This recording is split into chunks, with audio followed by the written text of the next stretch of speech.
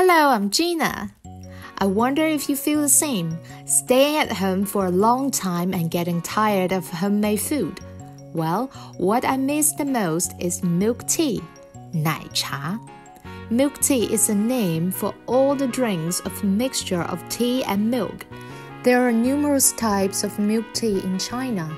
For example, Sudeta, Mongolian milk tea, with water, milk, tea leaves, and salt as its typical ingredients.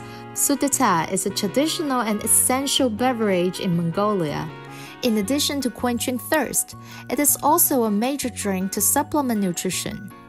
And there is a Taiwanese bubble tea. Here is a fun fact. A lot of people think the bubble refers to the tapioca toppings, but actually it refers to the bubbles formed when milk tea was shaken.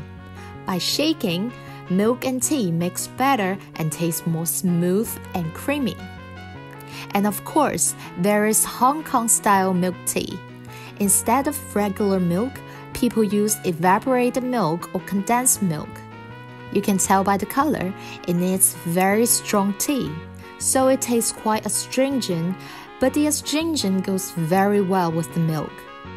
Now, I want to show you how I make milk tea, and this is my secret recipe. First, I put some hot water into the tea leaves, just for them to release the tannins. While it's soaking, we're going to melt the sugar in the pot. You can put a little bit of water, and it will melt faster. When it turns yellowish, you may pour the milk in.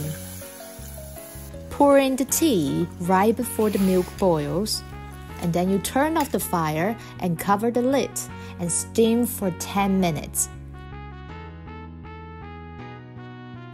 This milk tea goes perfect with cookies. Bon appetit! Bye!